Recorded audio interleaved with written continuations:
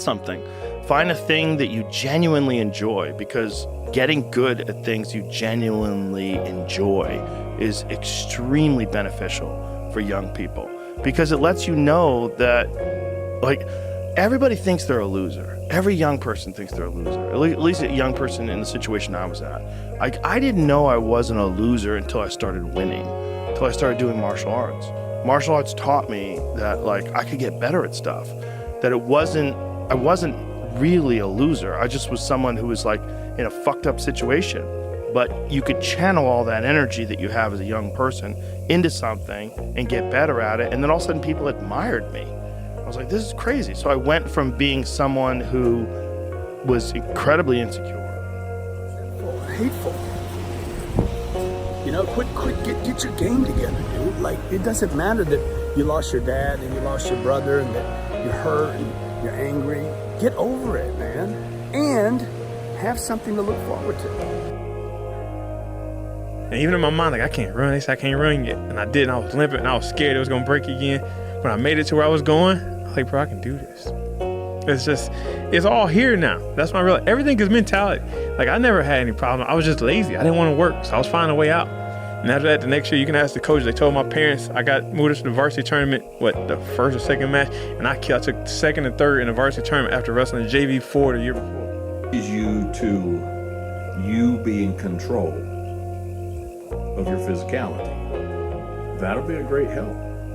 Having jobs at home, as a young person, it doesn't matter what kind. You can go, and maybe today, and sometimes I'm a little bit behind times, but you know, in the summer, spring and summer, even in the winter, you can go around town and you can find job sites where guys are like putting a new roof on a house, or they're building a house, or doing whatever. You say, Dwayne, I'm only 15 years old. Go up and say, hey, you got anything I can do?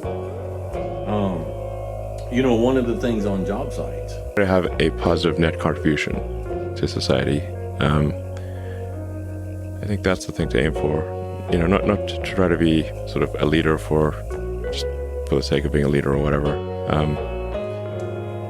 A lot of the time, the people you want as leaders are the people who don't want to be leaders. So, mastering your own life. This is what all of this is about. And sometimes one lifetime is not enough to get all the tools in order for you to know how to fix everything that this life is throwing at you. And this is again where then the idea comes from, that every lifetime we need to use in order to make us grow. Understanding that you can't listen to people, because even my parents didn't want me to do martial arts. They didn't want me to fight. They didn't want me to do stand-up. There's like, you have to understand like who you are, and then in the face of other people's either criticism or, you know, lack of faith in your ability to succeed, you push through, and there's great benefit in that. And then you realize that you can kind of apply that to other things in life. You can apply that to critics. You can apply that to social media comment. A job is it's an experience, right? Okay. So what is the best thing to prepare us for an experience?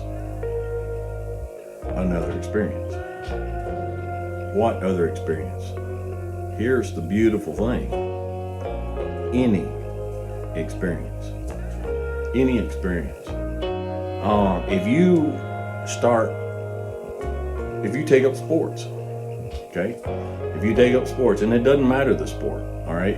If you're in school and you're wanting to prepare to go into cowboying. I would encourage people to read broadly in many different subject areas, and then try to find something where there's an overlap of your talents and what you're interested in. So people may be good at something, or they may have skill at a particular thing, but they don't like doing it.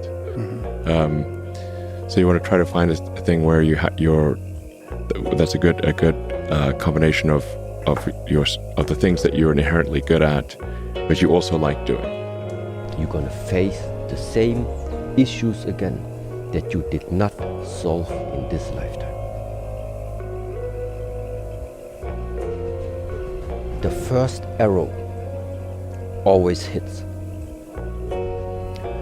That first arrow always hits means there are certain things, like sometimes words or an insult.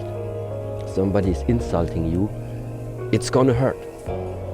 You're gonna feel that it's like just hit your ego, for example.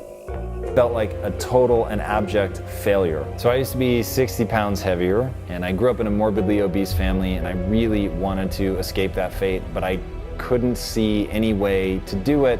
All that I had was this crushing sense of being adrift at sea and not knowing how to get back.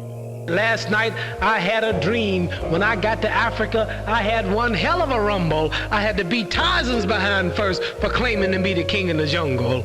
For this fight, I've wrestled with alligators. I've tussled with a whale. I done handcuffed lightning and put thunder in jail. You know I'm bad.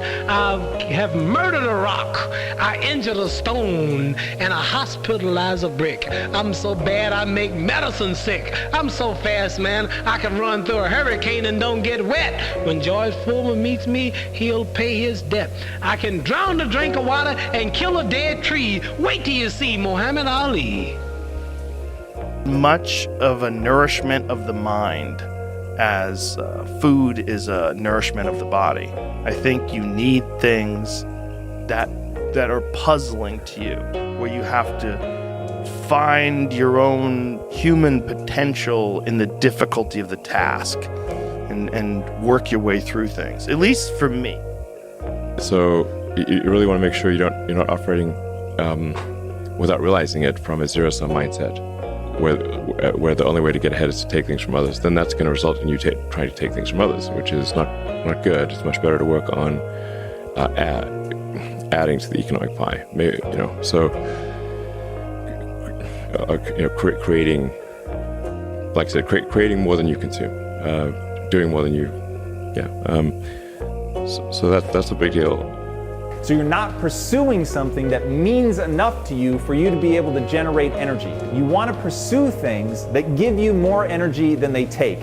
Now, I don't think anybody's born with a passion. I think that it's something that you build in your life. I don't think it's something that you find. You find something that you're interested in, but then you're going to fan the flames of that interest through engagement, turn it into a fascination, and then through the process of gaining mastery, you turn that fascination into a real full-blown passion. But ultimately, what you're trying to do is build something in your life that's giving you more energy than it's taking away. That way, when it gets boring, when it gets hard, when you find your focus slipping, you're going to have what you need to come back.